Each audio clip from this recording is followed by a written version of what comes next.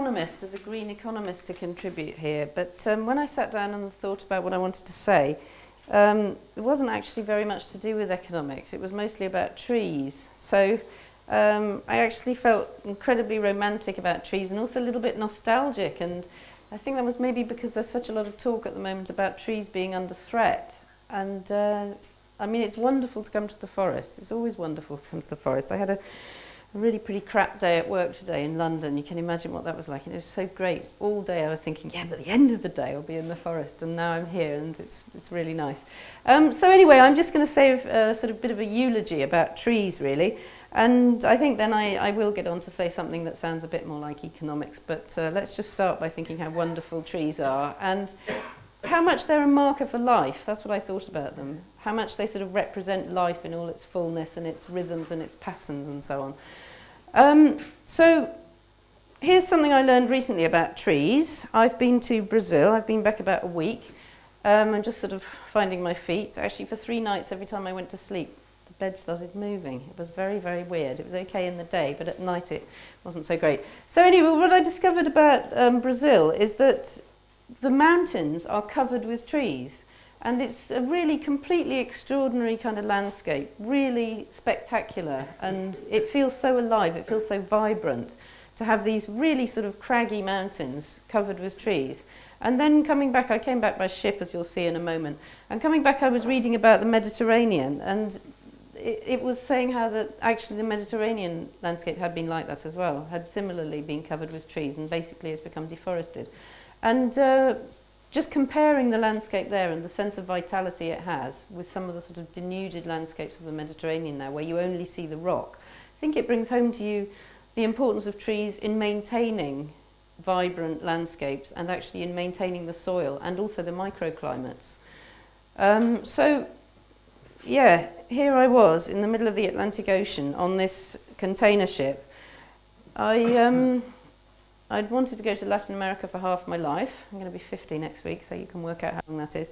And I gave up flying 10 years ago. So basically, I had to go both ways by ship. In the end, I couldn't get enough time off work. I could only get 6 weeks, so I had to fly out and come back by ship. But it was a really amazing experience, learning about the trade system from the inside, but also living without land for 14 days. And certainly, I don't know if other people feel this way, but what I felt was just a desperate need to see some land. I think I'm quite an earthy person, actually. And, you know, sort of spying out of the ship, oh, I think I can see Spain, you know. And also, actually, the sea was quite barren. You know, there wasn't a great deal happening there compared to, I felt, living on land. And it was wonderful coming back because I was trying to plan a good time to go. And I thought, oh, the trouble with going now at the end of March is if I'm there for 6 weeks, I'll miss the spring, which is obviously for me the nicest part of the year. But actually the spring held off and waited, and so I've come back and the trees are just coming into leaf, and it's, you know, that lovely fresh green. I haven't missed it at all, so that's been really great. So some of you may know I've got a book recently about the bioregional economy, and I've been thinking about bioregionalism for some time. And what I like about it as a way of seeing the world is that it's about your local place. It's about connecting with your local place. And this is why it relates very closely to what Simon was saying, and also, of course, what Michael was saying. So bioregions are areas which you define yourself as living within, and they're based on natural boundaries. So how do you know which bioregion you're in? I mean, the UK doesn't have its bioregions defined. Australia has a system of 86, so that gives you a sort of sense of the size of them. But, you know, they're not like political boundaries. They're not sort of arbitrary boundaries. They're determined by natural forms, by rivers, mountains, landscape, and so on. And actually also they have marker species which tell you when you're moving from one bioregion to another. And trees are quite important in terms of marking out different bioregions. So having a think about how that might work. I mean, here we are, you know, we've got our beautiful old English oak. That's typical of these kind of landscapes. It might be a marker species for this bioregion. This is the red gum tree in Australia, which defines, I think it's Western Australian bioregion. And this is the Californian redwood.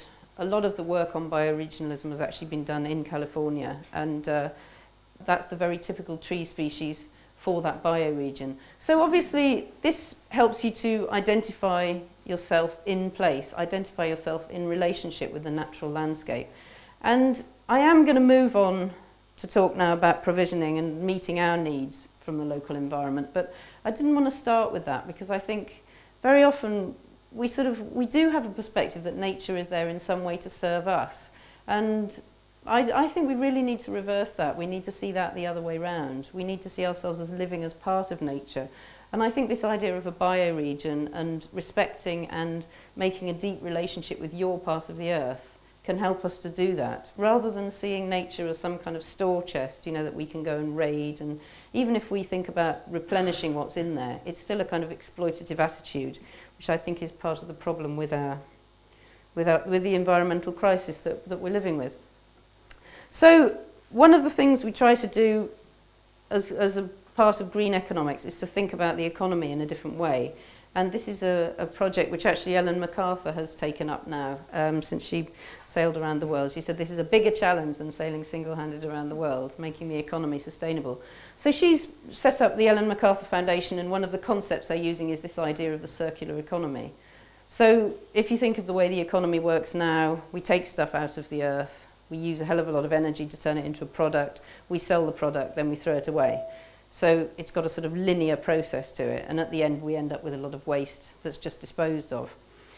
And what this is trying to do is saying, no, well, you've got to tie that up. You've got to turn the waste back into something that can go back into a new production process. And this is obviously quite challenging for the current production process, because it means that you cannot produce waste unless you can find another production process that waste can become a part of. So there are large aspects of our industrial system that simply cannot work on this model and need to be transformed into something else. But I also thought how trees are setting us a really good example here, because they have such a lovely circular metabolism, and how the leaves that fall from trees can create new humus, which can then feed new trees and other plants. And so often I use the image of compost to describe how the circular economy, how we might think about a circular economy. But I think trees are also a good model for how the whole economy might work. So they provide inspiration in terms of remodeling our economy, as well as in many other ways. And I wanted to say a little bit, something a little bit different about trees, a little bit darker maybe, because I think there's a sort of primeval attachment to woods and to forests. And it's, you know what people say if you come to the Forest of Dean in my part of the world, well, I won't tell you, but you know, the Forest of Dean has a sort of slightly sinister, mysterious aspect to it. And I think that may be something to do with the particular power that trees have. I think we're well aware of the role that trees play, the important role they play in maintaining healthy ecosystems for us. And this also helps me to bring out one of the aspects of bioregionalism, which I'm a little bit nervous about, which is the very sort of strong need to locate in your land. And I think this has a very positive side, which is that if you feel very closely identified with your part of the planet, then that can substitute for the sort of jetting around the world and high energy consumption lifestyles that actually are not part of a sustainable future. So that's the positive side of bioregionalism that I'm selling. But I think there is a sort of darker side to it, which could be to do with actually becoming rather insular, and also becoming maybe less cosmopolitan than we are now, and not so welcoming, for example, to other cultures and other peoples. So I've just put that quote in from Simon Sharma, because he says in a very interesting way, I think he's got a whole book on landscape, and there's a lot of stuff about forests, and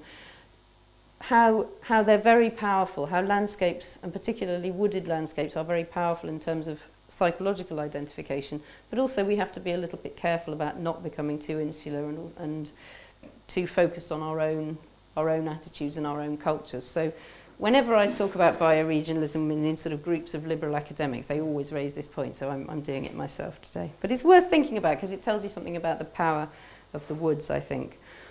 Okay, so here's what they do for us. Here's all the things trees do for us. Aren't they amazing?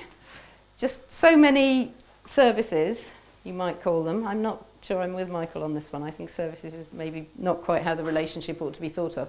But all the extraordinary things that woodlands and forests do. They provide all sorts of useful, activities and spaces for us to just enjoy them.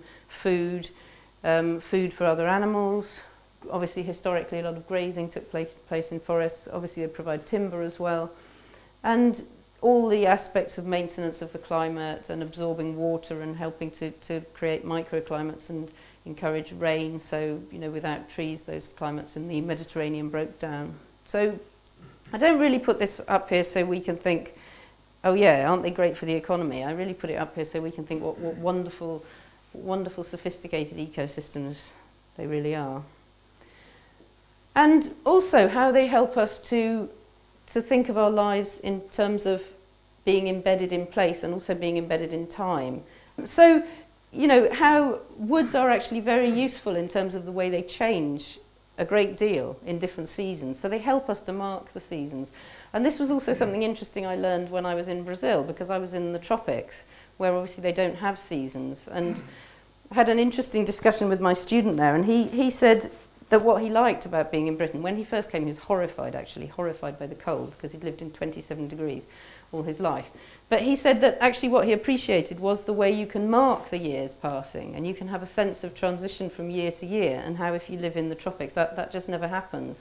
And so I think that's something important and valuable we have living in this part of the world, and it's something that trees can help us to understand and to come closer to. So this is just a piece of writing from this book, Men and the Fields, which is about people who worked in East Anglia actually in a local landscape. And it's explaining how the father used to be given a hedge to cut by his master, and he made it into little faggots called batlins. And that was what he did at the New Year. That was the activity. Well, I mean, I'm probably he's probably teaching my grandmother to suck eggs in. But obviously, if you work with a natural landscape, that's marking the year. So it's helping you embed yourself in place and in time in a really valuable way, I think. And the last point is just to say something a little bit more about the bioregional economy and how I mean, this is again coming back to what Michael was saying, but the importance of local culture and local food and connecting with your local place. And it's really my conviction, and what I try to argue in the book, that if you do have that local collection, if everybody's looking after their backyard, basically, then the planet is secure. So it isn't something we should be ashamed of, that we love our local place and that we want to protect our local place. And actually the way to make that connection is through eating and consuming your local place. We are what we eat. And if what we eat has come from halfway across the world, then that's actually undermining our identities and undermining our communities. So what I suggest is that we need this sort of new ethic of consumption. We're focusing on reducing the energy impact of our lives, and the most efficient way to do that is to consume what's being produced locally, so it isn't shipped around the world on those crazy ships which I started out with.